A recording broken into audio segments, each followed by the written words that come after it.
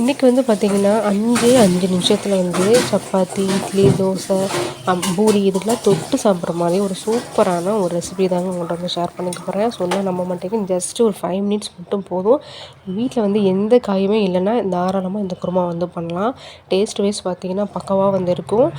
முக்கியமாக வந்து பார்த்திங்கன்னா இட்லி, தோசை எல்லாத்துக்குமே வந்து ஒரு நல்ல ஒரு காம்பினேஷனாக இருக்கும். அதுக்கு வந்து பார்த்திங்கன்னா கடாயில் தேங்காய் எண்ணெய் வந்து ஒரு 2 ஸ்பூன் அளவுக்கு வந்து விட்டுக்கோங்க.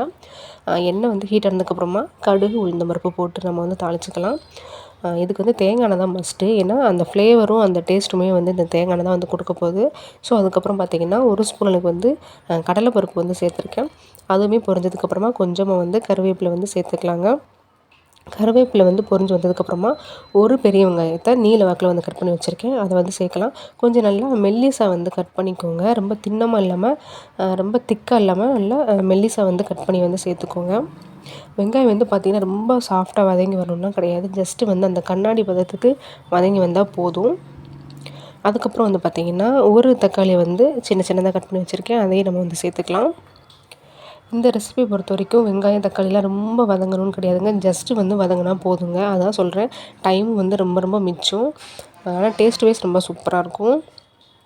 தக்காளியும் வெங்காயமும் அந்த லைட்டாக வந்து வதங்கட்டும். அந்த கேப்பில் வந்து பார்த்திங்கன்னா ஒரு மிக்ஸி ஜாரில் ஒரு 4 ஸ்பூன் அளவுக்கு வந்து பொட்டுக்கடலையும் 1 ஸ்பூன் அளவுக்கு வந்து சோம்பும் சேர்த்துருக்கேன். இது வந்து நல்லா ஃபைன் பவுடராக வந்து அரைச்சிக்கணும். இந்த மாதிரி நல்லா ஃபைன் பவுடராக வந்து அரைச்சிக்கோங்க. இதுதான் வந்து நம்மளுடைய இந்த ரெசிபிக்கு வந்து ஒரு திக்னஸையும் அந்த கிரேவி பதத்தையும் வந்து கொடுக்க போகுது. இப்போ இது காரத்துக்கு வந்து ஃபுல் அண்ட் ஃபுல் வந்து ஒன்லி வந்து மிளகாய் மட்டும்தான். ஸோ அதனால் உங்களுக்கு எவ்வளோ காரம் வேணுமோ அவ்வளோ காரத்துக்கு நீங்கள் வந்து மிளகாய் வந்து சேர்த்துக்கலாம். கூடவே வந்து பார்த்திங்கன்னா கொஞ்சமாக வந்து மஞ்சள் தூள் வந்து சேர்த்துக்கிறேன். அந்த மாதிரி டேஸ்ட்டுக்கு ஏற்ற தேவையான அளவுக்கு கல் உப்பு வந்து சேர்த்துருக்கேன். கொஞ்சமாக ஒரு ஃப்ளேவருக்காக வந்து கரம் மசாலா வந்து ஒரு 1/4 ஸ்பூன் அளவுக்கு வந்து சேர்த்துருக்கேன். இது வந்து ஆப்ஷனல் தான். உடனே சேர்க்கும் போது அந்த ஃப்ளேவர் வந்து ரொம்ப நல்லாயிருக்கும். ஸோ அதுக்காக தான்.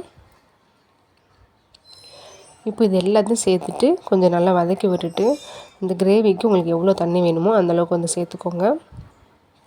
இவ்வளோதான். இதுக்கப்புறம் எக்ஸ்ட்ரா நம்ம எதுவுமே வந்து சேர்க்க போகிறது கிடையாது. உங்கள் கிட்டே வெஜிடபிள்ஸ்லாம் இருந்தது அப்படின்னா நீங்கள் தாராளமாக வந்து சேர்த்துக்கலாம். எதுவுமே இல்லாத பட்சத்துக்கு இது மட்டுமே வந்து போதுமானது. தண்ணி ஊற்றி அப்படியே வந்து கொஞ்சம் கொதிக்க ஆரம்பிக்கணும். கொதிக்க ஆரம்பித்ததுக்கப்புறம் வந்து பார்த்திங்கன்னா நம்ம அரைச்சி வச்சுருக்க அந்த பொட்டுக்கடலை பவுடர் இருக்கு இல்லையா, அது வந்து நான் ஒரு 2 ஸ்பூன் அளவுக்கு வந்து எடுத்திருக்கேன். அதில் தண்ணி சேர்த்து கெட்டி இல்லாமல் வந்து நல்லா வந்து கரைச்சி எடுத்துக்கணும்.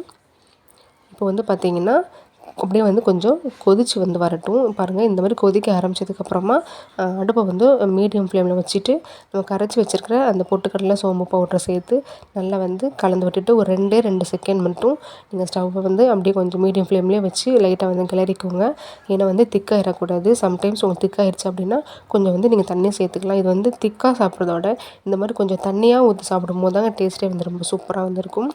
ஃபைனலாக கொஞ்சம் கொதித்து வந்ததுக்கப்புறமா ஸ்டவ் ஆஃப் பண்ணிவிட்டு கொத்தமல்லி தழை இருந்தது அப்படின்னா நீங்கள் தாராளமாக கொத்தமல்லி தழை வந்து தூவிக்கலாம்.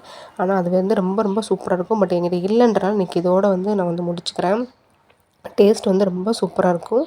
நான் வந்து அடிக்கடி சொல்கிறேன்னு நினைக்காதீங்க. ஏன்னா நிஜமாகவே வந்து டேஸ்ட் வைஸ் ரொம்ப சூப்பராக வந்து இருந்தது. ரொம்ப சிம்பிளாக பண்ணிடலாம். வீட்டில் காய்கறி எதுவுமே வந்து தேவைப்படாது. வீட்டில் இருக்கக்கூடிய பொருளை வச்சு சூப்பராக வந்து பண்ணியாச்சு.